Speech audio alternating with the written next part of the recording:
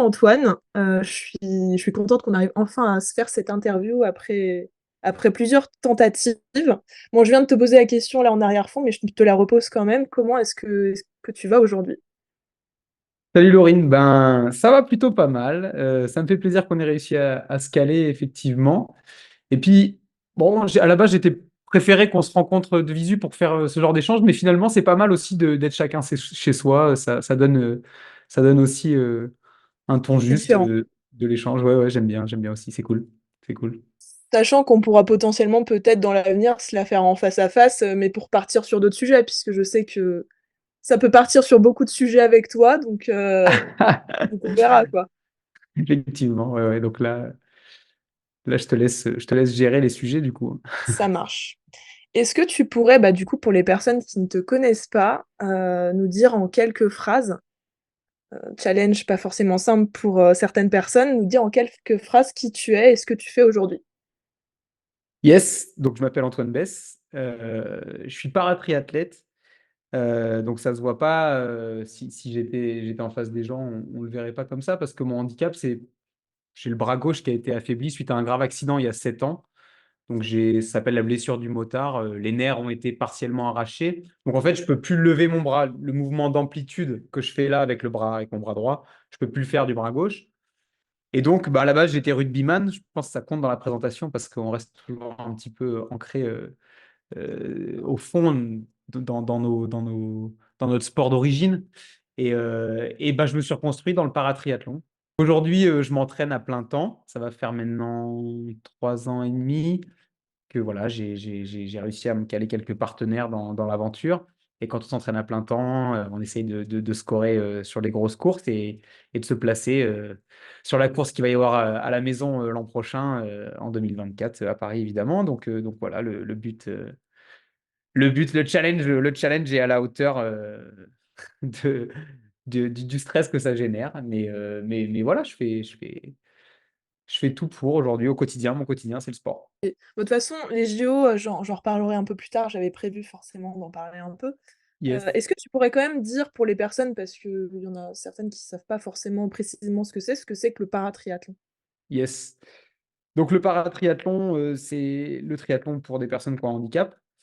Il y a différentes, comme dans tous les sports para, il y a différentes catégories parce qu'on ne peut pas courir tous les uns contre les autres étant donné que les niveaux de handicap sont différents. Moi, je cours dans la catégorie un membre touché partiellement, donc c'est les plus light, on va dire.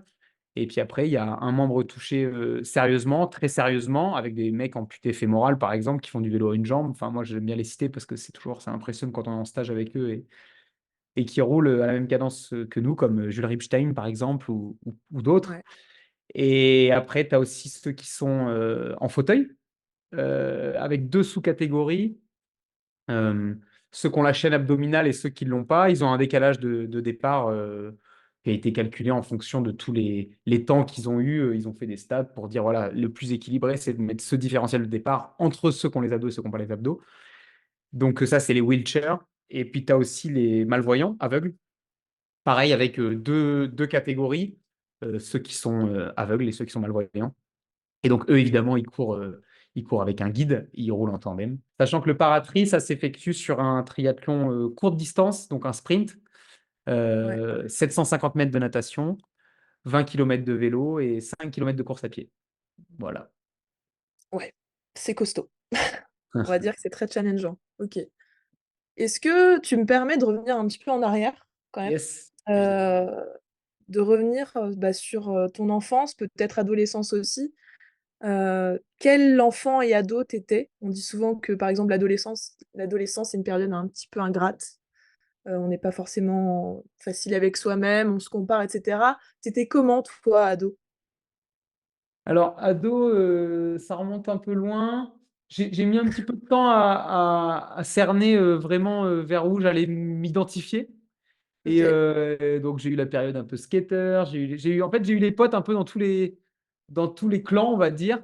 Et puis d'un ouais. coup, j'ai découvert le rugby et là, je me suis senti happé. Alors, j'avais quand même une fibre sportive. Voilà, je suis né dans une famille de basketteurs. Mais voilà, j'avais essayé le basket. C'était pas ça qui me captivait pour avancer, quoi. Et en fait, ouais, quand j'ai commencé l'Ovalie, je me suis ancré dans ce personnage qu'on connaît tous quand on est au collège, la grande trappe un peu de la classe qui est bon dans les cours de sport et le reste qui laisse rouler, quoi. Donc voilà, Ouais. j'étais celui-là un peu le gentil fumiste, les bulletins me le disaient. Après, en 2 temps, on va dire, j'ai eu un petit pépin. Donc le rugby, ça s'est calmé à cause d'une luxation d'épaule qui revenait à répétition. Derrière, quand j'ai intégré le milieu professionnel, bah, je suis rentré donc dans une boîte qui s'appelle Capgemini. Et voilà, ceux qui connaissent un petit peu, c'est les valeurs de l'Ovalie par définition, quoi. C'est un des grands mécénats du rugby en France depuis des années. Et donc, c'est aussi pour ça que j'ai choisi cette société. Et d'ailleurs, je suis toujours chez eux et c'est mon sponsor majeur aujourd'hui. Parce que l'histoire du rugbyman qui se casse la figure et qui se reconstruit dans le sport un peu à la mode, ça leur a bien plu. Et voilà, je communique un peu là-dessus, quoi. J'aimerais revenir, bah, du coup, forcément à un événement qui est un événement très important dans ta vie, heu, qui s'est passé en 2015. Tu me coupes si je me trompe, c'était l'été 2015. Ouais, Donc tu faisais du vélo et tu as eu un accident. Il y a une voiture qui a coupé un tournant, tu m'avais dit et ouais. qui t'a percuté et tu as fait 3 jours de coma. Est-ce que Yes. tu pourrais nous expliquer un petit peu ce qui s'est passé et comment tu as vécu les choses? Du coup. Et ben, à l'époque, du coup, j'étais en pleine bourre. On va dire, je rentrais dans la vie active depuis 1 an et demi, peut-être. Et puis, j'étais rugbyman, quoi. Donc, vraiment, c'était mon quotidien, tout ça. Et voilà, je me suis réveillé un matin sur un lit d'hôpital sans vraiment comprendre ce que je faisais là, avec tous mes proches autour de moi qui avaient un grand sourire. Et c'est vrai que j'ai mis du temps à comprendre ce qui m'était vraiment arrivé, quoi. Parce que, ben, bon, déjà, j'ai pas de souvenir de cette période, même, jusqu'à 10 jours après le réveil dans l'hôpital, quoi. C'est comme j'avais eu un gros trauma crânien, 150 points de suture, bon, ils avaient tous le sourire parce que j'étais en vie, mais moi, bah, je me réveillais, j'avais le bras en écharpe Ouais. et bon, tout le monde qui me disait: «Ouais, c'est un miracle». Donc moi, je disais: «OK, bah, c'est un miracle», tout le monde a le sourire, donc j'avais le sourire, quoi. Et puis en fait, quelques semaines, allez, on va dire 2 semaines après la sortie, bah, j'avais le bras accoudé parce que c'était le coude cassé à la base. Donc, comme on a tous eu des écharpes pour immobiliser le bras, quoi, j'avais cette écharpe. Et en fait, bah, quand on m'a libéré le bras, on m'a dit: «Allez, relève le bras, Antoine». Et je relevais le bras droit. Elle me disait: «Non, mais l'autre». Et en fait, bah, j'ai compris qu'il y avait un truc qui allait pas. Et là, on m'a annoncé, voilà, la pathologie un petit peu costaud qui était le plexus brachial, les nerfs du bras qui ont été arrachés. Et le médecin m'a dit: «Bah, voilà, ça peut revenir dans 6 mois, 1 an, à jamais, quoi». Et donc là, bah, ouais, j'ai commencé à comprendre, que c'était quand même costaud ce qui m'était arrivé, même si je comprenais toujours pas. Je répétais, je disais: «Mais qu'est-ce qui m'est arrivé déjà?» Et en fait, j'ai fait une fixation sur le vélo avec lequel j'ai eu l'accident. Donc c'était même pas un beau vélo, comme on peut voir là, j'en ai mis un en déco là, mais c'était un vélo, voilà, cadrassier, pour découvrir un peu le vélo de route, quoi. Comme un rugbyman qui découvre ce sport. Et en fait, ben, ma sœur allait le récupérer, à la casse, quoi. Déjà, les gens, ils l'ont regardé avec des grands yeux quand elle est arrivée parce que, ben, ils pensaient que vu l'état du vélo, que le bonhomme était plus, quoi. Ouais. Et quand elle me l'a amené, ben, moi, je m'attendais à que le vélo soit compressé, j'étais sûr qu'il allait être explosé, quoi. Donc bon, il y avait plus de roue avant, la roue arrière en 3 morceaux, le cadre, vraiment un peu en mode, le César, un peu le truc compressé, quoi. Et en fait, ben, ce que je m'attendais pas du tout à récupérer, c'est mon casque, quoi. Mon casque, qui était accroché dessus et qui était explosé, à plat, quoi. Comme si on l'envoyait d'une force infinie sur un mur, il se déplierait à plat, quoi. Donc, je regarde, mais je l'ai pas parce que ce matin, j'ai fait une intervention dans une école et je l'ai amené, j'ai oublié de le remettre dans mon bureau. Mais, OK. maintenant, je le garde comme un totem parce que, Ouais. ben, c'est au moment où je l'ai vu que j'ai compris, comme ce que je dis souvent aux enfants, que si je l'avais pas, c'était ma tête qui avait cette forme, quoi, en fait. Et c'est là, on avait beau me le répéter que j'avais eu un grave accident, que machin, quand j'ai vu ce casque, j'ai fait: «Ah ouais, OK, c'est du costaud, quoi». Voilà. Donc derrière après, Tu as ressenti quoi? Émotionnellement, tu as ressenti quoi quand tu as vu ça? ouah, j'étais saisi, quoi. J'étais saisi d'une, c'est intéressant cette question parce que j'ai ressenti, un peu le choc, Puis d'un autre côté, genre, ah ouais, c'est ça en fait. Genre, en fait, ah ouais, ben, tout prend du sens. Et finalement, je comprenais ce que le mot chance venait faire dans Ouais, la bouche de tout mon entourage. Jusqu'alors, moi, je disais, bah ouais, t'as de la chance, réveille-toi un matin avec le bras qui marche plus. Tu me diras, c'est trop que t'as de la chance. Parce qu'en fait, à la base, je pouvais même pas relever mon avant-bras. Donc, j'avais ma main qui marchait, mais en bas de mon bras, quoi. Et donc, derrière, je suis rentré dans dans un long process de compréhension de ce qui m'était arrivé. Et puis, ben, j'ai décidé, suite au fait que j'ai revu une deuxième fois le chirurgien, il m'a dit, ben, va falloir vous faire opérer maintenant, monsieur Bess. Donc, j'ai dit, OK. J'étais pas prêt du tout à recevoir ça comme nouvelle. J'ai été voir différents spécialistes dans différents centres et ils étaient tous unanimes qu'il fallait opérer, mais pas de la même manière, quoi. Et donc, j'ai fini par me faire opérer à Bordeaux. Et aujourd'hui, bah, je suis paratriathlète parce que c'est pas revenu à 100. Par contre, mon biceps remarche. Donc dans la vie de tous les jours, je peux manger, voilà. Alors le bras gauche est quand même vachement plus faible que le bras droit, étant donné que d'ailleurs maintenant que je fais tout du bras droit, que je nage qu'un bras, hein, au final, ben et mon épaule est devenue vraiment, musclée et par contre, bah, j'ai pas de delto et pas de coiffe des rotateurs. Donc en fait, bah, c'est comme je disais au début, quoi, je peux pas élever mon bras au-dessus de la tête, mais oui, voilà, dans ma vie de tous les jours, je m'en sors bien et puis, bah, j'ai eu la chance aussi de rencontrer des gens inspirants, de rencontrer, donc Yannick Bourseau qui est ouais, un paratriathlète. J'avais passé des nuits entières à chercher tout sur le plexus brachial, essayer de comprendre ce qui m'arrivait.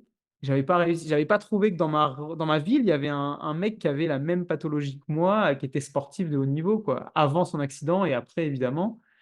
Enfin, évidemment, c'est pas forcément une évidence, mais lui, il était resté. Et en fait, bah, un jour à la piscine, dans mon process justement d'éducation optimisée où je faisais des exos perso que ma cousine m'avait donné parce qu'elle était kiné, bref. Et un gars me voit tous les jours à la piscine, il me dit: «Mais Antoine», il me dit: «Excuse-moi, mais tu as quoi en fait au bras? Je te vois tous les jours». Donc je lui explique parce que dans l'eau, sans la gravité, ben, on peut bouger plus facilement. Donc j'essayais de conserver un peu la mobilité de mon bras grâce à tout ça, quoi. Et je lui explique et il me dit: «Mais tu sais qu'il y a un gars qui a un truc comme toi, je crois qu'il s'appelle Yannick Bourseau, tu devrais regarder». Donc moi, illico, je tape son nom et je le contacte et en fait, ben, c'est trop cool parce que c'est lui qui m'a dit: «Mais attends, moi je connais des gars, qui font du sport, ils ont qu'une jambe, viens nous voir au championnat de France à Montluçon c'était dans quelques mois». Donc moi, c'est pas très loin de chez moi, je suis de Clermont-Ferrand et du coup, ben, quand j'y suis allé, j'ai pris une petite baffe dans la tronche, quoi, comme j'aime bien dire parce que je faisais mon petit ouin-ouin, ouais, je vais plus pouvoir faire de rugby, c'est voilà à quoi va ressembler ma vie et en fait, bah, j'ai vu des gars, qui bronchaient pas et qui faisaient des triathlons plus vite que 95 de tous les gens, quoi. Donc j'ai vu une lueur et je me suis dit: «OK, bah, va dans cette direction, quoi. Va dans cette direction» et j'y suis allé tranquillement, mais j'y suis allé. ouais. En fait, quelque part, il y avait une sorte de besoin de voir que c'était possible. C'est une petite fenêtre qui s'est ouverte, tu t'es dit: en fait, ça se fait et moi, je peux le faire». Quelque part, c'est Exactement, ça? Ouais. exactement et puis en plus, c'est arrivé, bon, c'est un peu en décousu ma présentation là, ce que je te dis, mais c'est arrivé, avant que je me fasse opérer, j'ai commencé à lire plein d'informations sur le triathlon Mmh. et je me suis rendu compte que le premier triathlon de ma région, avait lieu, le week-end d'avant mon opération. Je rentrais le lundi à l'hôpital et le dimanche, il y avait cette course. Donc moi, quand j'ai conscientisé ça, il restait 4 5 mois quoi j'ai dit: «Bon, bah, vas-y, je veux le faire» parce que l'opération, c'était pas garant de résultat. C'était pas garanti de résultat, les nerfs vont être rebranchés, mais voilà, on me dit, il y a des d'ailleurs, ben, ce que je disais, hein, il y a des muscles qui ne remarchent pas, donc c'était un petit peu ce qu'il m'avait dit et moi, j'avais peur de repasser sur un billard pour pas avoir, pour que ça soit pire parce qu'en plus, comme il débranche des nerfs qui marchent encore, non seulement c'est pas garanti de résultat, mais en plus ça peut être pire. Ouais. Donc j'étais là, pas trop serein avec ça et en fait, quand j'ai vu ce triathlon, je me suis dit: «OK», j'ai demandé à l'équipe qui allait m'opérer si je pouvais m'entraîner et le faire avant de me faire opérer. Ils m'ont dit: «Mais pas de souci, si vous arrivez à relâcher, pour votre opération, ça sera que mieux, quoi».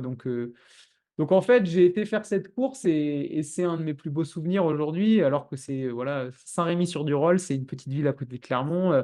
Aujourd'hui, je pourrais vous parler de courses que j'ai fait partout autour de la planète, dans toutes les plus grandes villes, c'est incroyable. Sauf que cette course reste ancrée comme un de mes plus beaux souvenirs émotionnellement parlant parce que je savais que le but déjà, c'était de la finir et je savais que si je la finissais, ben quoi qu'il arrive de mon opération, j'étais capable de faire un triathlon à un bras, quoi. Donc, c'est ce que j'ai fait. Je suis sorti dernier de l'eau. Donc, c'était sur un format M, donc un peu plus grand que ce qu'on fait aujourd'hui. Donc, 1500 de nattes, 40 km de vélo et 10 de course à pied. Et en fait, ben, après, j'ai eu des larmes un peu de bonheur, d'émotion profonde parce que ben, je sentais que j'allais finir cette course et que c'était important pour moi. Je l'ai fini en 3h03,52, ce qui n'est pas un Mmh. temps fou, sauf que ça reste voilà, un souvenir. Il y avait tous mes proches qui étaient là. Il y avait... Donc voilà, c'était là où j'ai mis le doigt dans l'engrenage, quoi. Sur quoi tu t'es en fait, tu as vécu quelque chose d'assez enfin, c'est exceptionnel. Sur quoi tu t'es appuyé? Parce que la vie t'a arrêté, en fait. La vie t'a freiné d'un coup et t'a poussé à te réagencer dans tout ce que tu es et limite en termes d'identité. Sur quoi tu t'es vraiment appuyé pour pas continuer et trouver cette résilience que tu as et cette force, en fait, de caractère? Bah, il y a, ta question est intéressante, c'est bien. Je vais m'allonger un peu, je vais réfléchir au sujet en mode de psy, mais oui, je parle de psy parce qu'il y a des psys qui m'ont dit que j'avais justement, focalisé mon attention sur un truc pour pas vraiment regarder, ce que j'avais, en fait, et c'est vrai. Après, est-ce que c'est un mal? Je sais pas, mais moi, j'ai mis toute mon énergie dans le triathlon et c'est vrai que j'ai mis du temps aussi à vraiment digérer ce qui m'était arrivé au bras, à vraiment, bon, ceci dit, on était encore dans une phase où il pouvait y avoir de la récup, donc c'était peut-être pas aussi non plus essentiel de tout de suite se dire: «Ah OK, c'est ça qui t'est arrivé, c'est ça». Hem, Par contre, ben, je me suis appuyé, bah, forcément, sur le sport, l'addiction au sport qui est venue, qui était déjà certainement un petit peu là, mais qui est venue progressivement par la pratique, parce que, bah, ça fait du bien et qu'on en redemande, et je me suis appuyé sur l'entourage, les proches. Mmh. Ben, je veux dire, c'est sûr et certain que c'était, et d'ailleurs mes proches le disent souvent, c'est très compliqué de gérer des chocs émotionnels de vie comme ça, parce que, ben, des fois, en fait, il fallait me parler, des fois, il fallait pas me parler. Mais il y avait pas de règle, hein. Donc c'était un peu dur tout ça, et voilà, à l'époque, j'avais une compagne, qui était excellente pour ça, quoi, qui a été souvent, je me demande comment font les gens, qui vivent des trucs comme ça et qui sont seuls. Parce que quand je me suis retrouvé vraiment dans le gros down, avant de comprendre que j'allais peut-être avoir une porte de sortie dans le triathlon, avant de, ben, ouais, heureusement que j'avais quelqu'un à côté de moi le soir, quoi, parce que c'est vrai que je sais pas si j'aurais eu la force, en tout cas, de prendre cette petite direction et d'avancer. Puis bon, c'est pareil, après on pourra parler aussi du sport parce que, bah, la vie n'est que découverte de petites déconvenues à chaque fois qu'on déconvenues, le mot est un peu fort, mais de petits revers, on va dire. J'aime bien dire le revers de la médaille parce que, ben, le sport de haut niveau, c'est pareil, c'est pas que de la vitrine, que du glam, des fois ça il y a des hauts, il y a des bas, quoi. Et en fait, ce qui est très inspirant, ce que j'avais trouvé super dans ton parcours, c'est que en fait, tu as été très curieux et tu as accepté de te faire aider. Très rapidement, en tout cas de ce que j'en ai perçu, chose qui n'est pas forcément très simple, encore moins dans le milieu sportif, où il y a beaucoup de retenue. Sur ce plan-là, il y a de l'ego et cetera. Toi, Bien tu es allé sûr. chercher l'aide, tu vois? Bah, ce que tu dis, c'est vachement intéressant. Faut que je réfléchisse à ce mot «aide». Au début, c'était même pas vraiment de l'aide, c'est que je cherchais des repères, je cherchais des accroches. Donc j'en ai trouvé avec le paratriathlon, avec Yannick Bourseau, je les ai suivis. En fait, j'ai accroché un peu ma remorque, quoi. J'ai dit: «OK, ben, vas-y, je vais aller dans cette direction, je vais voir comment je peux faire». Mais au début, je voulais pas trop d'aide. C'est pour ça, c'est marrant ce que tu dis, parce que, j'avais cette phase où justement, je me focalisais sur plein de choses et je voulais tout gérer.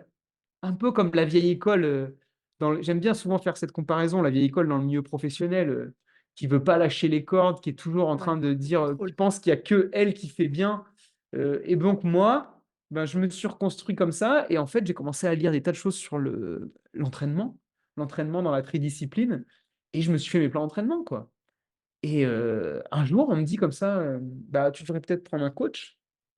Je l'ai trop mal pris. Je me suis dit: «Quoi, prendre un Ah coach?» ouais? Mais Tu l'as ah mal bah, pris? ouais, ah bah, je l'ai OK. trop mal pris, bah, genre l'ego, quoi, tu vois? Genre, bah, attends, mais je fais mes plans Moi? d'entraînement, qu'est-ce qu'il y Un a? coach? Ils sont pas bien mes entraînements, c'est pas bien ce que je fais, et évidemment que ça a pas duré longtemps parce que le jour où j'ai eu mon premier plan d'entraînement, et j'ai compris encore une évidence, tu vois, qui me tombait dessus en mode: mais putain, pourquoi j'ai pas pensé avant? Que l'énergie que je focalisais à trouver mon plan d'entraînement, c'était Ouais. l'énergie que je pouvais pas mettre à performer. Et moi, ce qu'on veut, c'est que je performe déjà dans 3 sports. Donc, c'est complètement illogique de penser qu'on peut faire des choses. Enfin, plus les marches sont hautes à gravir, et plus il faut être capable de déléguer, de s'entourer et de s'entourer de bonnes personnes. Donc, c'est ce que j'ai fait, ce que j'ai compris un petit peu en décalé, mais que j'ai compris, bien évidemment. Ben oui, comme tu dis, il faut être capable de s'entourer, de s'inspirer et de lâcher un petit peu la grappe sur des choses, quoi, parce qu'on ne peut pas tout gérer. Et donc C'est aujourd'hui, ça. si tu veux que je te parle de mon entourage aujourd'hui, ben, j'ai un coach, je dirais chef d'orchestre qui gère les 3 sports. C'est lui qui planifie sur ma semaine quand est-ce que je fais de la natation, quand est-ce que je fais du vélo, quand est-ce que je fais de la course à pied, avec un petit peu les intensités. J'ai un coach de natte. Donc, le Ouais. chef d'orchestre, il gère aussi la course à pied et le vélo, mais j'ai un coach de natte, donc les deux sont en lien aussi. J'ai un kiné qui aussi gère bon, ma récup et ma muscu aussi, donc je fais aussi du renfort musculaire pour faire un peu de préventif et puis ben, essayer de renforcer mon bras faible, etc. J'ai un nutritionniste, j'ai une préparatrice mentale. Donc j'ai tout un entourage et des partenaires d'entraînement.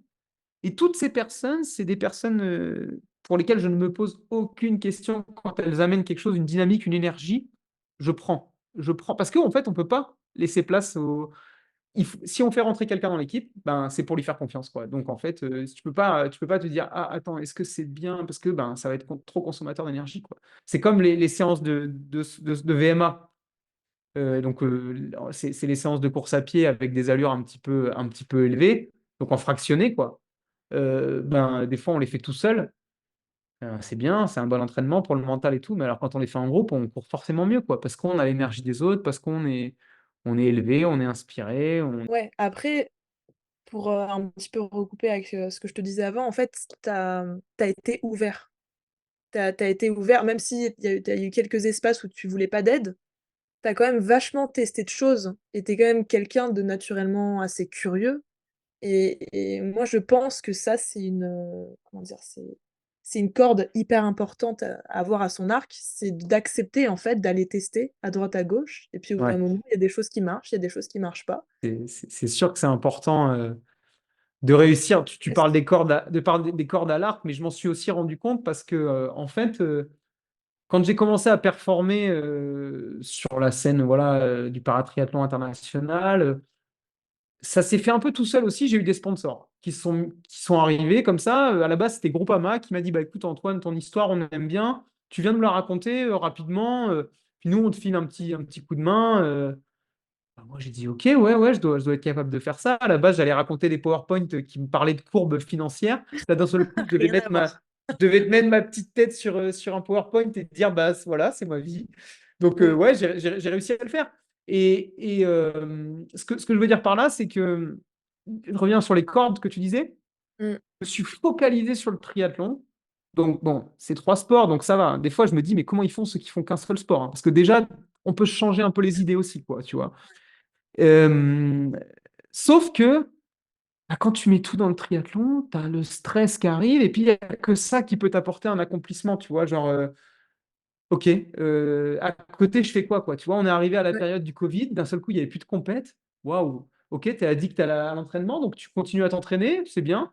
Il n'y a plus de compète, tu fais quoi? C'est où ton accomplissement? Tu vas chercher quoi? C'est où ta. Et ben, j'ai eu de la chance parce que voilà, certains de mes partenaires m'ont demandé un peu de faire des confs aussi pendant le ouais, Covid, en apportant un peu ma vision de sportif, etc., etc. Et c'est là où je me suis dit, et donc j'en viens à la deuxième corde à l'arc, putain, en fait, tu peux amener autre chose, quoi. Donc moi, je me suis frotté les mains, j'ai dit, OK, je vais leur faire un truc. De toute façon, j'avais que ça à faire, j'avais plus d'autres choses à préparer, vu qu'il n'y avait pas encore de compète et tout. Donc pour Capgemini, justement, j'ai préparé des interventions. Et puis, ben, ça a plu. Et je me suis dit, OK, ben, finalement, tu as autre chose à amener que ça. Et donc, ça m'a soulagé le stress que j'avais sur les courses ouais, en répartissant un petit peu, en ouvrant un autre secteur, en me disant, bah, tu vois, finalement, tu peux aller chercher des performances que tu vas valoriser, que tu vas amener de manière pour une valeur ajoutée pour l'entreprise, mais aussi tu peux amener ton expérience qui va bah, ne serait-ce qu'inspirer 2 personnes, tu vois, quand tu vas faire ta conf devant, je sais pas moi, 20, 40, 60 personnes, bah, s'il y en a 10% qui viennent te voir et qui disent: «Ah, c'est cool ce que tu nous as dit, ça nous fait écho, ça me fait penser à ça. Ah ouais, bah, moi aussi, tiens, je vais me fixer un challenge».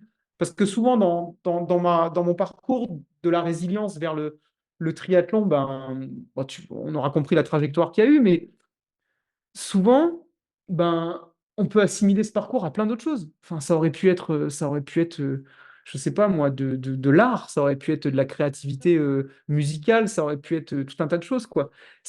En fait, le déclencheur de tout ça, c'est un choc qu'a généré ce truc, alors que si on y réfléchit, bah, il y a pas forcément besoin d'un choc pour, se faire un changement comme ça dans la vie, tu vois? Heu, Non, c'est vrai. Après, quand on regarde beaucoup d'histoires de vie, les événements marquants sont générateurs souvent en fait, d'énergie et peuvent faire en sorte qu'on va avoir très, c'est très clair. faim, beaucoup plus que des gens qui n'ont jamais, jamais, jamais vécu de baffe pareil et du coup, là, il y a une sorte de c'est ça, c'est une pulsion, en fait, d'énergie qui te prend et que tu accueilles et que C'est dont clair tu transformes, en fait. et ce que tu dis, ça me fait penser à une chose, une question qu'on me pose de temps en temps, c'est, bon, là, je vous fais pas ma petite conf, mais normalement, je montre une petite photo d'Instagrammeur. Vous irez la voir sur mes Super, réseaux si vous voulez, où il y a j'adore. le avant-après plus 20 kilos, quoi, tu vois, en gros. Et Ouais. souvent, on me demande maintenant, donc, mes performances en termes de sport, et on me dit: «Est-ce que si tu t'es mis au sport sans ton accident, est-ce que tu serais arrivé à ce niveau-là?» Quand on me le demande comme ça, la première fois qu'on me l'a demandé, je me suis dit: «Oui, je pense» et en fait non, non, c'est sûr que non parce que jamais je me serais fixé cette exigence, je pense et en fait aujourd'hui, à chaque fois que je suis dans le dur en me disant ça, je pense aux mecs que j'ai rencontrés qui sont lourdement handicapés, qui ont des pathologies de ouf et qui se fight comme des dingues et je me dis: «Mais mec, toi aussi tu montres que c'est possible, c'est bon en fait, c'est rien, c'est un truc dans ta tête que tu t'es mis, tu souffres et ben, c'est rien en fait, tu vois?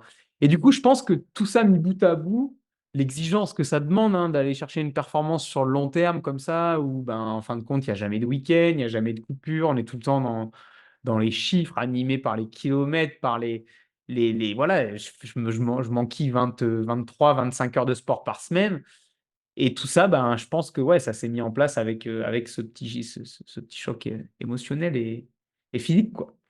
Bah, du coup, ça me fait une bonne transition parce que je voulais t'interroger là-dessus.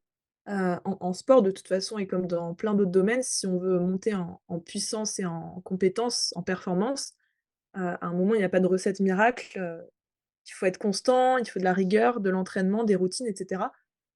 Comment, toi, est-ce que tu abordes ce côté discipline? Est-ce que ça a été quelque chose qui s'est installé naturellement ou il a fallu vraiment que tu te cadres et cetera? Bon, déjà, je pense que dans les sports de fond, comme n'importe quel sport d'endurance, hein, la discipline, c'est primordial. Là où d'autres sports, on va dire, techniques, comme Ouais, les sports co, où il faut, même si le physique au haut niveau, ça a complètement son importance. Mais ce que je veux dire, c'est que nous, la moindre défaillance, bah, la performance, elle va se perdre. Alors que quand on a un petit coup de moins bien, si on est bon techniquement, au foot, un mec qui sait tirer les coups francs, c'est pas sa défaillance physique, il va pas savoir les tirer. Donc en fait, je pense que vraiment dans ce sport, dans ces sports de fond, c'est primordial d'être en rigueur avec tout ça. Donc on fait un lien avec ce qu'on a dit au début, l'entourage. ouais. L'entourage, c'est la base d'avoir des mecs de confiance. D'ailleurs, c'est un petit moteur, j'aime bien appeler ça le moteur à ego. Parce que si on s'entoure de personnes qu'on considère, c'est comme ça que ça se passe en général. On ne va pas prendre un coach qu'on regarde pas, qu'on n'adule pas, quoi, je veux dire. C'est pour ça que d'ailleurs, des coachs en général sont d'anciens sportifs, etc. Donc si on regarde un coach qu'on considère, rien que d'avoir un aller-retour dans la communication, c'est-à-dire que son plan d'entraînement, à chaque fois que je m'entraîne, je lui fais un retour. Je lui dis, voilà, bah, j'ai fait ça. Donc déjà, il voit mon fichier qui se met à jour avec les allures qu'il m'a demandé, etc., etc. Et puis, bah, je lui mets, ouais, séance OK, sensation correcte, ou alors inversement. Et en fait, ben, quand on a un petit mot du coach qui dit sur la séance clé, parce qu'il précise des fois, séance clé de la semaine, nanani, nanana, et qui dit, OK, ça c'est bon, ça va dans le bon sens, boum, petit moteur à ego qui se met en marche, c'est bon, on est en confiance, on continue à avancer. Donc, l'entourage primordial on peut pas monter ces marches qui sont de plus en plus hautes, hein, en étant solo. Et après, donc, l'entourage, ben, ça va rentrer enfin, dans chaque domaine, il va y avoir son interlocuteur.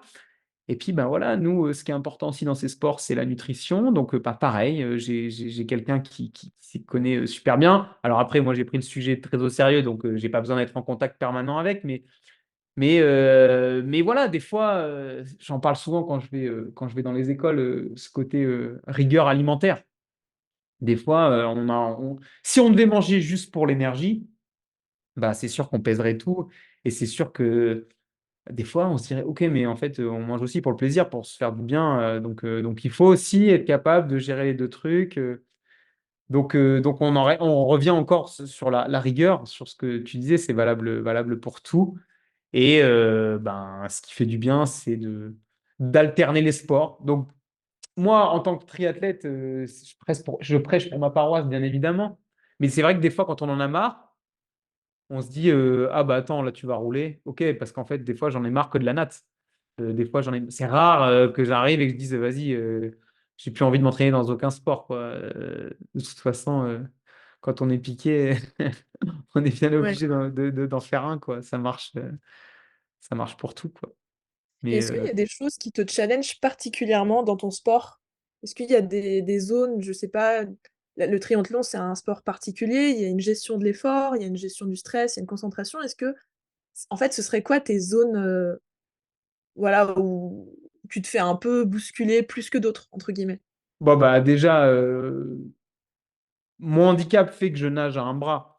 Donc Ouais, déjà, dans les compètes, je me fais défoncer en natte, quoi, parce que en plus, mon bras gauche, je l'enferme dans la combine, en fait, pour que ça soit OK. plus hydrodynamique que je nage plus vite. Donc je prends un peu cher quand il y a. Ouais, J'aime bien, ce qui me challenge, c'est de faire des courses avec des valides. J'aime bien parce que ouais, ben, voilà, c'est une sorte de petite revanche, quoi. ouais, Donc en fait, dans l'eau, au départ, souvent, je me fais un peu la mine et puis après, bah, je reviens forcément. Et mon fort dans les trois sports, c'est le vélo. ouais. Forcément, je mets du cœur à l'ouvrage quand faut se dépasser sur des séances entre potes et qu'on est. Voilà, en vélo, j'ai pas vraiment de handicap. Donc du coup, je peux challenger mes potes avec qui je roule, etc. Donc on se met un petit peu des petits segments, on se met d'équerre, quoi. Et puis en course à pied, c'est là où il faudrait encore que je franchisse un cap où on se rend pas compte, mais les progrès, c'est. Mon coach m'avait dit quand je suis arrivé, ouais, tu pourras commencer à courir, on pourra parler de course à pied dans 4 ans. Il m'a dit au tout début, il m'a coaché, hein. Effectivement, je commence à peine à ressentir ce qu'on appelle avoir du pied. Alors Mmh. que pourtant, je suis sportif à la base, je sais courir et tout, mais vraiment la foulée, optimiser, correct, le placement du pied, le placement de tout le corps, en fait. Donc, tout a son importance. C'est encore plus vrai pour la natation. Alors, quand on nage à un bras, je dis pas. On appelle ça la glisse en natation, la glisse. Alors, les mecs, quand ils me parlaient de OK. ça, je déboulais en natte, on me disait ouais, il faut que tu ressentes la glisse. Je disais mais qu'est-ce qu'il y a la glisse? Moi, je nage à un bras. Oui. Je ressens l'encre qui me tire vers le fond de l'eau. Je ressens pas la glisse du tout. C'est quoi la glisse? Et effectivement, je commence à ressentir la glisse, tu vois, mais ça va faire 3 ans. Mais comme je venais enfin, moi, je connaissais pas trop la natte. Je venais d'un sport opposé de ça. Donc voilà, c'est encore une fois, c'est l'entourage, mon coach de natte qui est une personne super investie dans mon projet. Bah, c'est trop bien quoi, de pouvoir compter sur quelqu'un et d'avoir son regard au quotidien, parce que je nage tous les jours, hein, donc c'est du quotidien, tous les matins, d'avoir son son de cloche. Sur le côté un peu plus, mental, comment par exemple tu gères le stress toi? Ah, il y a eu plusieurs périodes. Il y a eu Ouais, plusieurs périodes. Déjà, j'ai conscientisé sur le tard que le stress me nuisait, parce qu'en fait, moi, j'avais jamais trop été stressé dans ma vie, quoi. Tout était que bien, sans pression, hein, parce que j'ai souvent analysé ça, parce que en fait, toute ma vie, le rugby, pour moi, c'était mon défouloir, quoi. Et en fait, quand le triathlon est devenu mon métier, eh ben, j'arrivais plus à me défouler, quoi. Et c'est là où, ben, en écoutant des podcasts, en écoutant un peu des trucs sur le développement personnel, j'ai pris un peu de, on va dire, de maturité. Et je me suis dit, ben, qu'est-ce que ça peut, avec quoi tu pourrais changer les idées? Parce que maintenant, tu arrives plus dans le sport, étant donné que tout est chiffré, c'est quotidien. Donc en fait, c'était plus là où tu allais te défouler, quoi. Et, euh, et en fait, j'ai écouté un jour un audio avec une histoire racontée suite à un podcast qui a dit, ah, écoutez ce truc et tout, machin, machin. Et donc, je me retrouve à écouter un audio. C'était Le tour du monde en 80 jours. Mal lu en plus, enfin, avec différentes personnes, enfin, vraiment pas du tout. Non, mais pas l'œuvre, tu vois, que tu pourrais acheter Oui, aujourd'hui oui. enfin, aujourd'hui, il n'y a pas très longtemps, mais je veux dire, j'avais pas conscience qu'il y avait des audiolivres qui existaient, etc. Putain, j'ai été piqué, quoi. J'ai été pris, j'ai fait waouh. Donc, direct, je me suis dit, mais c'est trop bien ce truc et tout, en fait. Et je me suis dit, tiens, et si tu te changeais les idées, en fait, en écoutant des bouquins, j'allais dire en bouquinant, mais quand je dis ça, après, il y a les anciens qui disent, non, non, non, ce n'est pas de la littérature, c'est des livres audio. Et donc, bah, j'ai commencé à me changer un peu les idées grâce à ça. Et puis, quand je réfléchissais, je me disais, mais en fait, ce que tu aimais, toi, si on continue le parallèle que je faisais entre le sport, ce que je vivais quand j'étais plus jeune, et le défouloir par le sport, ce que tu aimais, c'était le dimanche, le jour de match, quoi. Et du coup, ben, je me suis dit, ben, donc si on comparait la littérature avec l'entraînement, la lecture, qu'est-ce que ça serait le jour de match, quoi? Et en fait, je me suis mis à coucher des mots, à écrire, quoi. Mais ben voilà, quoi, j'ai commencé à faire une sorte de petite autofiction, un truc, et ça m'a plu, en fait. Ça m'a plu de créer, d'aligner des mots, des machins. Alors, au début, il y avait pas souvent, je vivais une anecdote dans un pays où je voyageais et donc je l'écrivais et j'aimais bien partager ça avec mes proches en disant plutôt que de montrer une photo du paysage qu'on connaît tous maintenant, je disais: «Ah tiens, regarde, j'ai vécu cette scène et tout», donc je la voilà, donc et comme ça, je me sentais accompli. Ça me faisait un bien fou de rentrer un peu en développement personnel. On appelle ça l'effet de flow, tu connais, tu sais? Tu es happé par ce truc, tu vois pas le temps passer et tu as un résultat derrière et c'est trop bien, quoi. Donc, je me suis mis comme ça à trouver une sorte, d'autres échappatoires. Quand ta passion devient ton métier, bah, il faut trouver autre chose, quoi. Il faut trouver une autre passion, quoi. Enfin, en tout cas, c'est une sorte d'équation pour moi, logique, quoi. Et puis après, bah, il y a le travail un petit peu, sur le mental, quoi, sur le mental, sur les blessures. Les blessures, Ouais. la place dans l'ego, de reconnaissance dans ce que tu fais. Qu'est-ce que tu cherches? Tu veux montrer quoi à qui? Tu veux tout ça, donc ça, une fois que tu conscientises tout ça, que tu prends du temps à analyser ça, à pointer des choses, à te dire des fois ça fait pas plaisir et puis des fois, ben, si ça fait pas plaisir, c'est qu'il y a du vrai. Donc tu continues à creuser et tu te dis et tout ça, ça te relibère et tu reprends du plaisir, en fait. Parce que j'ai eu des phases vraiment où j'avais plus de plaisir à m'entraîner et à courir, même à faire mes courses, quoi. Je me dis: «Qu'est-ce que tu fous là, en fait? C'est quoi le sens de tout ça?» et cetera et cetera. Donc voilà, les 3 petites variables, et la Si musique si aussi. je résume la dernière, en fait, ce serait de la connaissance de soi, quelque part. Ouais, ouais, ouais, ouais. Ouais. Ouais, ça c'est trop important, je pense. Connais-toi toi-même. Ouais. Est-ce que question qui me vient, est-ce que pour, toi, quand tu étais plus petit, les émotions, c'était assez tabou ou pas? Oui et non. Tabou dans le sens où tu as aucune conscience de ce qu'est une émotion. S Tu les vibres, tu les vis, tu vibres avec ça sans avoir conscience de ça. Par contre, elles étaient là, quoi, tu vois? Je les cachais pas, quoi. On m'a montré assez rapidement de l'amour, donc je savais montrer de l'amour aussi. OK. Heu Non, j'ai pas eu de tabou vis-à-vis de ça. Par contre, c'est vrai qu'aujourd'hui, avec ce que je découvre, bah, pour moi, le développement personnel, mais c'est genre la notice de la vie. Alors, je sais pas si tu es prêt à la je sais pas si tu es prêt à la lire quand tu es ado, tu vois? Je pense pas d'ailleurs.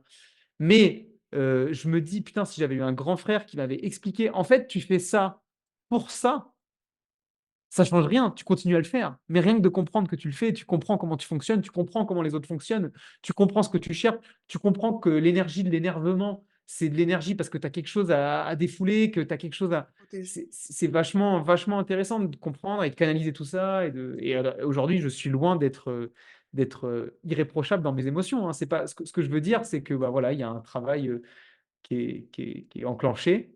Ouais, non, petit, j'ai pas souffert de devoir emballer mes émotions. J'ai juste, pas eu conscience que c'était des émotions, qu'on pouvait appréhender, qu'on pouvait manipuler dans le bon sens du terme, tu vois, qu'on pouvait Ouais. gérer, voilà. Utiliser, en fait. Gérer, Ouais. ouais, voilà, c'est ça. Réguler, gérer, utiliser, Exactement. et que c'était pas quelque chose de mauvais, bien au contraire. Optimiser, ouais, ouais, c'est ça. Optimiser. Ah ouais, là, on rentre dans les langages un peu sportifs, Ouais, optimiser. tout est Mais optimisation. oui, on peut l'utiliser complètement. Je sais aussi que comment dire, tu es quelqu'un quand même d'assez exigeant avec lui-même, heu et peut-être, alors je sais pas, tu peut-être des espaces un peu de perfectionnisme en toi? Aujourd'hui, tu les gères comment et comment tu évolues avec ça? Grande Euh, question. j'ai cru que tu allais me demander si j'étais exigeant avec les autres, du coup. Et Beh, ça peut être la suite de ma question. ouais, c'est. Donc aujourd'hui, je ne sais pas si tu peux être performant dans le haut niveau si tu n'es pas exigeant avec toi-même, quoi. Je veux dire, je vais pas être exigeant d'un truc impossible, tu vois. Donc en fait, et c'est ça qui est important, je pense, dans n'importe quel challenge. Et c'est pour ça que l'entourage, on en revient encore à l'entourage, est primordial, selon ma vision. C'est qu'il t'aide à mettre la target au bon niveau. Au bon niveau. Et en fait, c'est pas toi tout seul qui va être exigeant. C'est genre ton entourage, ton coaching qui va dire, OK, la target, elle est là. Et puis, ben, de moi-même, je sais bien, elle est où la target, où il faut que je la mette. Et donc, ben, elle est juste le point atteignable Ouais, avec le plus de travail possible, pas le point le plus facile à atteindre, mais voilà, et au final, l'exigence reste, mais elle est juste. J'ai envie de te dire ça, finalement. C'est ça mon point de vue. C'est une exigence élevée, mais juste. ouais. Mais en préparation mentale, on dit souvent, mais c'est pas qu'en préparation mentale, heu, on dit souvent que le bon point de motivation, c'est justement la zone, où tu vas au-delà de ce que tu sais faire, toi. Donc il y a un challenge, il y a un défi qui existe, mais en même temps, effectivement, tu n'es pas dans ta zone de confort. Donc c'est on va dire, pousser un peu le point au-delà de ce que tu sais faire d'habitude, mais sans aller trop haut et se mettre une montagne, impossible à gravir. Donc c'est effectivement C'est toute une ça. question d'équilibre et de dosage C'est ça, pour exactement. se mettre en mouvement. Exactement. Exactement, et ça, on dit souvent que c'est le point de flow, justement. C'est Ouais. je me sens, comment dire, en compétence, je sens qu'il y a un défi. Et je prends du plaisir et justement, du coup, ça me fait une belle transition. Aujourd'hui, dans le sport, la dimension plaisir, est-ce que tu la ressens?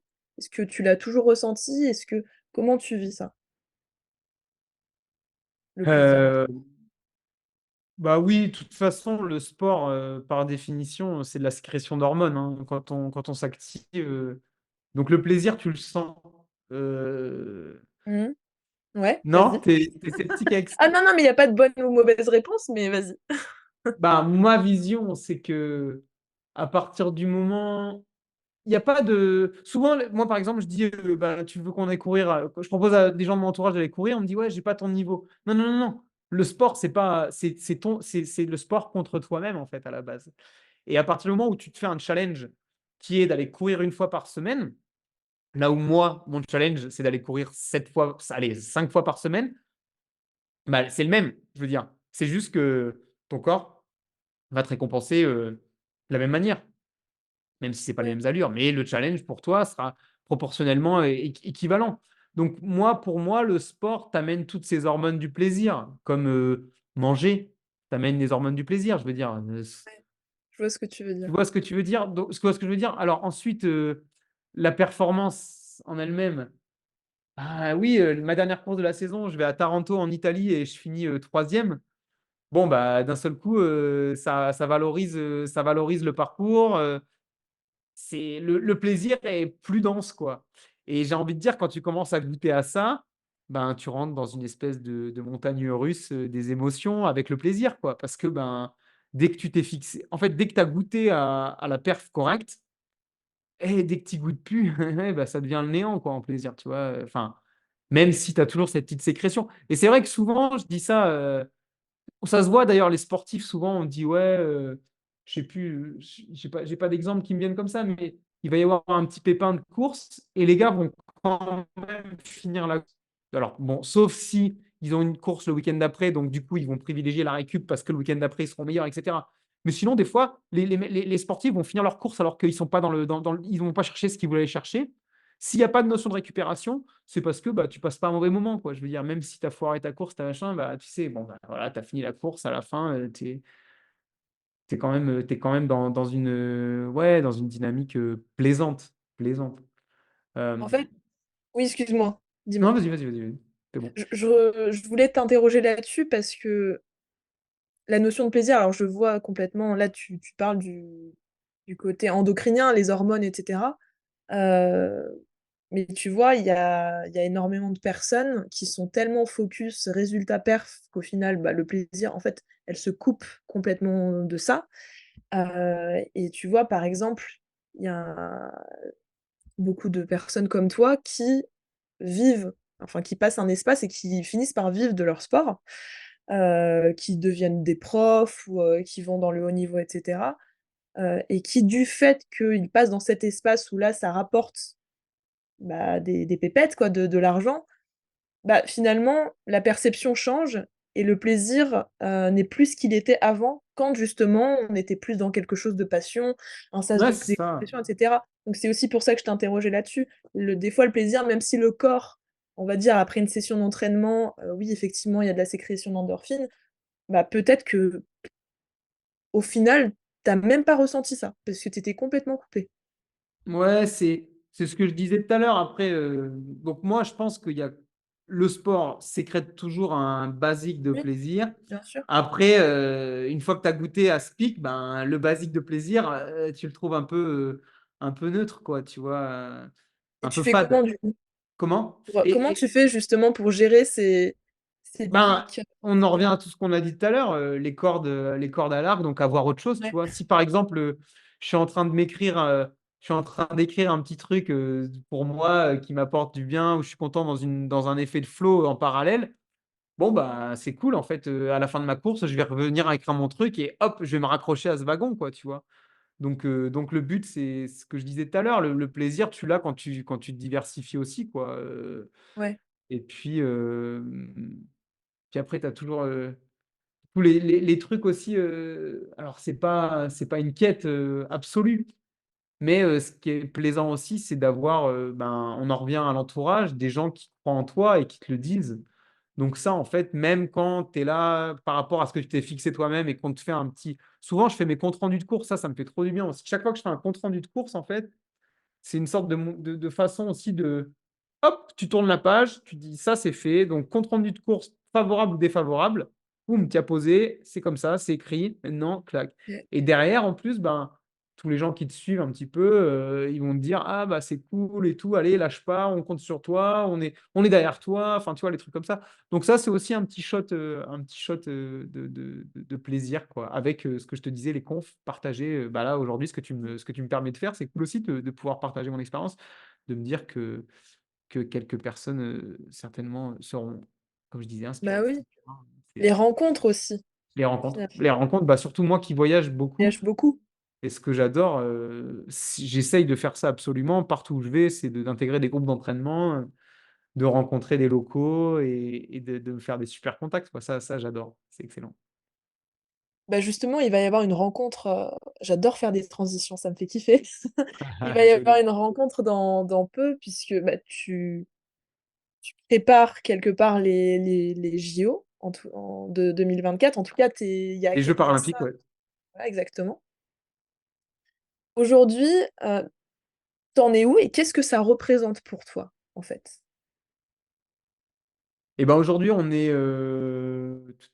presque 6 mois un peu moins de 6 mois d'ailleurs de la date, où on saura, quoi. Parce Ouais. que, il y a un ranking qui se met en place, Mmh. à 1 an, je crois que c'est jusqu'en juillet. Toutes les Ouais, courses de cette période, elles comptent pour établir un classement et en fonction de ta position, tu peux avoir un ticket d'entrée ou pas au jeu. Moi, aujourd'hui, je suis 12e, sachant qu'il faut être top 9 quoi, pour être sûr d'avoir un dossard. ouais. Donc ça va pas jouer à grand chose. Il me reste encore, j'ai pu rentrer un très bon score la saison dernière, donc il va falloir que j'aille rentrer, 2 autres bons scores, sur les premières courses de la saison, donc c'est totalement, le plan évidemment que j'ai mis en place et donc ben, ouais, ça s'approche, ça Ouais. s'approche et je fais tout Ça pour représente quoi pour toi? Est-ce que c'est une grosse, grosse carotte, genre un vraiment l'ultime, et cetera? Comment tu le perçois? ouais, bah, de toute façon, les jeux, c'est une fois tous les 4 ans, donc à partir du moment où c'est une fois tous les 4 ans et que c'est une fois tous les 100 ans en France pour l'instant, ben, oui, c'est quelque chose, auquel, on voudrait prendre part. Mais j'essaye un petit peu justement de conscientiser, le pourquoi, du comment, bon, ben, je fais partie des meilleurs de ma caté, j'aimerais, réussir à avoir mon ticket, je ferai tout pour réussir à avoir mon ticket là-bas et ça représenterait, tout un symbole pour moi évidemment de me dire, «OK, bah, finalement, tu t'es pris, j'allais dire un bus, mais une caisse, dans la tronche, il y a 7 ans, finalement, 8 ans après, bah, regarde ce que tu fais, tu es revenu, dans une dynamique, tu t'es construit dans une dynamique parce que j'étais pas du tout sportif, j'étais complètement amateur quoi, hein, donc au rugby. Donc tu t'es construit, suite à un choc dans un truc et tu as été toucher le sommet quoi, donc c'est cool, ouais, c'est cool de se dire ça. C'est un bel, mais derrière on rentre dans un débat philosophique qui est, quelle est l'importance, d'un résultat? Est-ce que finalement c'est pas le parcours, quoi? Donc aujourd'hui, Ah, grande question. Mmh. je commence à penser à Paulo Coelho et L'Alchimiste, par exemple, et des choses comme ça, Ouais. des ouvrages, que j'ai écoutés et qui font sens, qui font sens. Ouais. En fait, la question des JO, elle est hyper intéressante chez les sportifs, de haut niveau et même les sportifs tout court.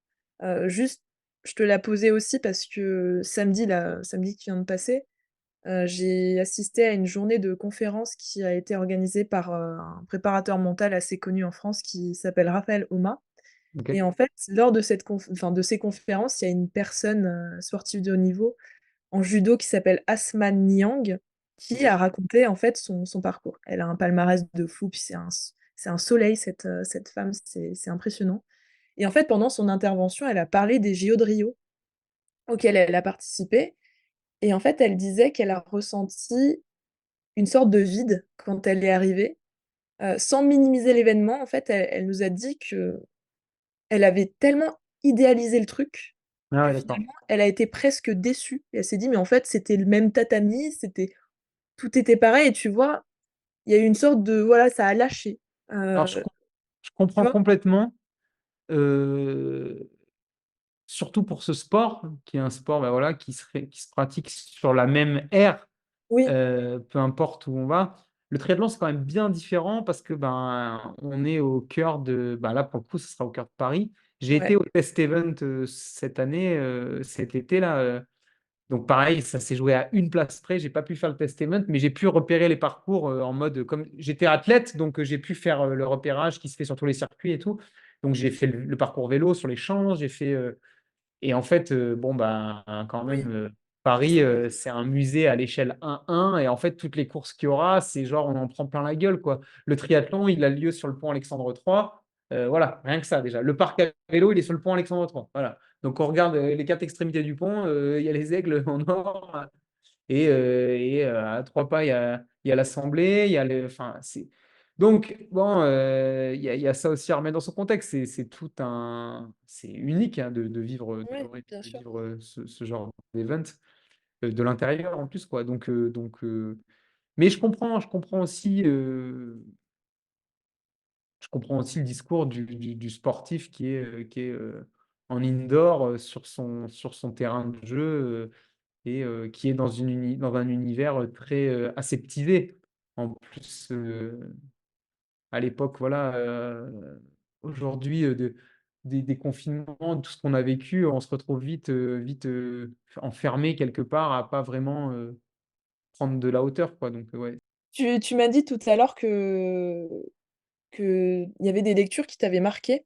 et que on va dire, t'es tombé dans l'écriture et les lettres, est-ce qu'il y a des bouquins, bon là, tu as mentionné Paulo Coelho, est-ce que tu as des bouquins, d'autres bouquins peut-être qui t'ont marqué ou que tu es en train de lire en ce moment, que tu voudrais conseiller, des choses voilà qui Ouais, bah après, il y a différents sujets, hein, j'en ai lu beaucoup.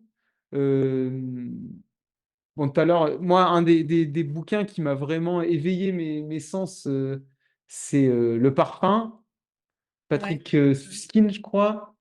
Euh, Maintenant que tu me dis ça, j'ai ouvert sur le côté ma petite liste parce que c'est vrai que c'est pas Ouais, de se rappeler de tout ça. Parce que quand on reste on reste un sportif finalement. bah, En ce voyons. moment, je suis en train de lire plutôt des livres un peu sur le holistique qui se destinent un peu au développement personnel, enfin qui sont basés sur le développement personnel ou qui ont plein de notions en tout cas qui font écho à ça. Et il y en a un qui m'a marqué, c'est La Formule de Dieu, Dos OK, Santos. OK, C'est un ouvrage que j'ai écouté plusieurs fois, que je réécoute encore, qui m'inspire parce que j'aime bien le résumer comme ça. On se questionne, on se pose plein de questions, ça nous y répond pas, mais on comprend. ouais, Tu vois, ouais, j'aime bien ça, quoi. Tu vois, ça t'éveille plein de questions, ouais, ouais. ça va pas te donner des réponses claires, mais au final, tu te dis, ah ouais, ok, c'est bien.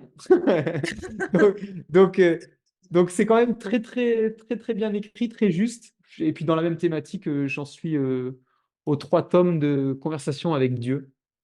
Donc OK. voilà. Je fais mon littéraire, il faudrait que j'ai un petit bouquin là, mais je peux pas vu que c'est tout dans mes oreilles. OK, donc ça, c'est des bouquins que tu recommanderais et qui t'ont marqué spécialement? Ouais, après, différentes. Aussi, 1984, qui est Ah, un d'accord. livre plutôt sociétal, vraiment. Celui-là, c'est une révélation aussi pour moi. Mais voilà, rien à voir, hein. Donc, le OK, parfum pour une éveil des sens, pour une connexion à soi-même. ouais, Euh, 1984 pour une ouverture des yeux sur la société. OK, Et puis, conversation avec Dieu pour. Je pense que c'est le stade supérieur, conversation avec Dieu. Il faut déjà être en phase avec soi-même, comprendre plein de choses. Et puis, conversation avec Dieu ou la formule de Dieu, pardon. La ouais, la formule de formule Dieu. de Dieu. La formule de Dieu qui, lui, voilà, De est Dieu. plus un. Quand on a un petit peu envie d'une quête de sens dans la vie, comprendre pourquoi on est là, où est-ce qu'on va. Et voilà. OK. J'avais, des petites dernières questions, mais très rapides, parce qu'on avait vite fait parler musique, toi et moi. Tu m'avais un peu bâché, mais très gentiment, hein, bien sûr. Ah oui, ça y est, je sais pourquoi. J'ai eu peur au début, j'ai dit Bah bâcher. oui, bah du coup non, mais on sait que c'était gentil, mais j'avais des petites questions de musique à te poser, à voilà, répondre rapidement. Faut pas, intellectualiser ça, c'est vraiment la première musique qui te vient. Heu, est-ce que tu aurais une musique à nous partager qui particulièrement te motive? J'en ai plein. Pareil, Ouais, j'ai différents styles. J'ai des compiles vraiment où je vais y aller la en mode première qui te loin, vient. des compiles. La musique qui me vient comme ça, c'est Rivière Monk. C'est, OK, c'est, c'est 2 mecs qui sont pas très connus pour l'instant et qui franchement font de la super qualité. Moi, j'ai cette particularité d'aimer les artistes tant qu'ils sont pas connus et dès qu'ils deviennent connus, je les aime plus. Et d'accord. du coup, il faut écouter Rivière Monk Super Cruise. L'album est OK, exceptionnel. Et d'accord. sinon, il y avait un autre gars que j'avais bien aimé, c'était Fred Nefché. Et Ouais, je crois qu'il avait fait une chanson qui s'appelle L'autoroute. Et, euh, d'accord. et j'ai beaucoup, beaucoup aimé aussi. C'est bien. J'espère que je dis pas de bêtises, mais je C'est crois bien que c'est. parce que pour l'instant, j'en connais aucune, mais déjà, on va voir si les autres, je connais un petit peu. Est-ce que tu as une musique qui particulièrement te donne la pêche? Qu'est-ce qui peut venir Te comme met ça? en joie? Ouais, tu peux écouter Fine. Fine, ça me met en joie. Et après, sinon, j'ai aussi tout un. Des fois, j'écoute un peu de reggae dub, tu vois, un peu. Donc là, c'est plus. OK. On change de style, tu vois, mais j'aime bien Bigaranx, par exemple. Bah, on Ah, va je connais dire pas. que quand tu vas voir un concert de Bigaranx, c'est pas les sportifs en majorité qui sont là, quoi. C'est ceux qui OK, refont le monde avec ouais. avec les plantes et tout ça, quoi, tu vois. OK, OK, OK, très bien. Est-ce que, tu as une musique, que tu aurais aimé toi-même créer? Et ben, je me mets à faire un peu de musique aussi pour me changer les idées. Super. Donc du coup, j'ai de la chance d'avoir des potes qui font de la musique.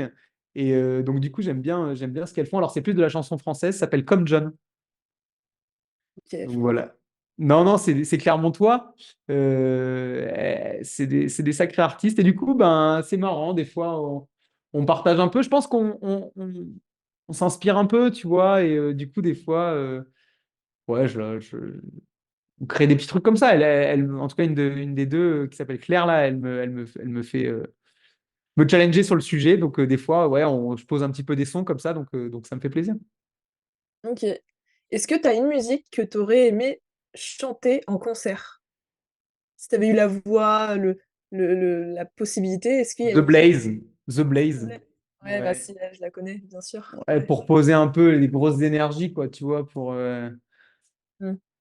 même si je pense que j'arriverai pas du tout à prendre ce timbre de voix, mais Non, mais si c'était possible, en tout cas, elle, ça te ferait kiffer. ouais. OK. Est-ce que tu as une musique qui t'aide à te dépasser? Genre vraiment, tu vas pousser quoi, particulièrement? Le problème, c'est que ça change tout le temps, quoi. Mais Ouais, ouais, mais ça, c'est vraiment à l'instant T, hein, tu sais? Pas de pression. bon, on va dire plus des trucs électro d'une période quand j'étais jeune, tu vois, que j'écoutais beaucoup du Justice, beaucoup. Ouais. Ah, je connais, Euh, enfin, ouf. Ouais, non, non, il y a des trucs un peu comme ça, quoi, tu vois. J'ai pas le. Water of Nazareth, t'as qu'à dire, tiens. OK. Ça, c'est très, très fort, ça. Ça, c'est. Et une musique qui te rappelle ton adolescence? Oh, bah là, il y en a plein. Choisi Sum 41, Blink-182, tu vois. Oui, Ah, si, voilà, merci. hein, Merci, là, c'est des classiques old school un merci. peu. Si j'allais dire, ouais, un petit Sum 41, ouais, tiens, allez. OK, d'accord. Ça, je Et les ai bouclés, je les ai usés, les titres. ah, là, je te suis total. Là, c'est enfin, je connais un petit peu. Est-ce que c'est la question que je pose toujours à la fin, j'aime bien cette question, mais j'aime bien la poser, globalement aux gens. Si tu avais la possibilité de faire un dîner avec, 3 personnes, peut-être qui n'existent plus, peut-être qui sont décédées, peut-être des personnes, même, fictives, pour passer un bon moment, donc après, à toi ta définition du bon moment, qui choisirais-tu? Ah, c'est frais, ça, comme question. Je pense que je prendrais un artiste et un sportif. Parce Ah, il y en a qu'aujourd'hui, 3. c'est. Ouais. Comment? Il faut Il y trois a 3 personnes? personnes, ouais. Ah, donc je suis pas. Ah, en plus de moi. Ouais, en plus de toi. Eh ben, deux artistes et un sportif, parce que je me considère comme le sportif aujourd'hui, mais voilà, OK. j'ai l'impression que j'ai souvent cette vision un petit peu peut-être dépassée, mais quand on est jeune, pour moi, on prend le côté sportif pour se développer ou le côté un peu artiste, tu vois. Et OK. si on veut vraiment faire un truc à fond, quoi, tu vois. Et c'est vrai que bah, aujourd'hui, je me cherche un peu, même si je suis devenu sportif pro. C'est vrai que j'aimerais bien pouvoir avoir plus de facilité à créer, quoi. Mais Ouais, alors, du coup, j'inviterais qui en sportif? Bah, un sportif français qui est très, très inspirant pour son parcours dans la NBA, je pense Tony Parker. OK. Euh, En plus, je connais bien les énergies des basketteurs, donc voilà, j'ai pas de. Ça sera forcément un bon moment. Et puis, ben, peut-être des artistes inspirants de la French Touch, tu vois, euh, bah, ou les Daft Punk, tu vois, ça peut être sympa parce qu'en plus, on n'en entend jamais trop parler. Puis le prestige de passer un moment avec eux, quoi, c'est excellent. Ou alors, ah Daft tiens, Punk, du coup, on va dire que Daft Punk, ça compte pour une. Donc, Daft ok, Punk, ok, ça et fait ben du coup, un décédé, DJ Mehdi, voilà, OK, d'accord. pour Ah oui, faire un truc un tu peu. un beau panel là. Ouais, grave, grave, grave. Plus, Tony Ah, Parker, il y a pas de oui, femme, tu vas-y. vois. Il n'y a pas de femme. Donc là, en fait, on Ah, pourrait ah, aussi. ah, attention! Ouais, non, c'est. Après, les soirées entre mecs, c'est intéressant aussi, justement, pour pouvoir se livrer et discuter différemment que s'il y avait la gente féminine. Je suppose que c'est la même chose pour les femmes. Donc là, tu n'avais pas donné C'est de possible. consigne. Tu n'avais pas donné C'est de consigne. possible. Eh oui. Moi, ça veut dire que je me suis orienté à, voilà, à des confidences entre mecs, quoi, masculines. OK. Mais oui, j'aurais pu trouver une petite artiste Non, mais féminine. déjà, c'est très bien. Je pense que tu peux passer une très bonne soirée. En plus, Tony Parker, il est de plus en plus à Lyon en ce moment, donc Ah bah voilà, tu m'organises ça, c'est bon, on se retrouve. écoute, si jamais un jour j'ai les petits papiers, Et ça ce sera sera avec toi, et ça sera toi la femme du repas. Voilà, parfait. je sais pas si c'est une bonne idée, mais écoute, c'est gentil. Je le prends bien, du coup. En tout cas, bah, écoute, je vais te libérer. Merci, infiniment. Bah non, Heu, merci à toi, super, je suis très content aussi. Super intéressant. Est-ce que tu avais une dernière chose à dire ou je sais pas, Et dernier mot? moi, ce que j'aime bien dire, c'est que finalement, dans la vie, il faut toujours s'écouter, il faut toujours croire en ses projets. Moi, si au début, j'avais dû écouter les autres quand j'ai dit que j'avais le projet de nager à un bras en moins de 6 minutes, le 400. En natation, on parle de temps référence au 400 mètres. Et un jour, je suis arrivé, j'ai dit, ouais, je voudrais essayer de nager. Moi, mon objectif, c'est de nager. Et là, on m'a regardé, on a fait, ah ouais, non, ça va être compliqué. Bah, en fait, j'aurais jeté l'éponge, quoi. Et donc, j'ai continué à batailler. Et voilà, j'ai fait, je crois, il y a pas, il y a 2 ans, mon meilleur temps, c'était 5,52. Et donc, ça avait résonné pour moi, quoi. Voilà. Donc, toujours croire en ses projets et jamais se laisser décourager. Quand quelqu'un veut nous décourager, le prendre comme un challenge, quoi, en mode, ah, d'accord, toi, tu penses ça, ben, on va en reparler, quoi. Donc, voilà, croire en soi. Et très beau, transformer, en fait, les choses. C'est ça. Bah, écoute, sur Merci ces à toi. belles paroles, je vais te libérer, je vais juste couper avant et puis après je te reprends. Mais en tout cas, merci pour ce moment, c'était super. À bientôt. Salut. À bientôt.